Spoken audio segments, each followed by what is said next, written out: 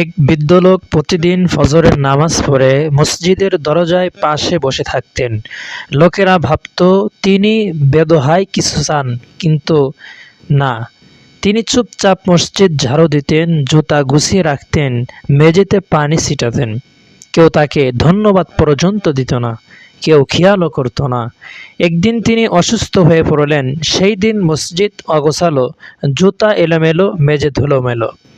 তখন লোকেরা বুঝল যে মানুষটাকে কেউ চিনত না, আর আমলটা ছিল সবচেয়ে নিঃশব্দ ইবাদত। কিছুদিন পর তিনি ইন্তেকাল করলেন। এক নেককার ব্যক্তি স্বপ্নে তাকে জান্নাতের উচ্চ মর্যাদায় দেখলেন। জিজ্ঞেস করলেন, আপনি এত বড় কোনো আমল করতেন না, এই মর্যাদা কিভাবে পেলেন?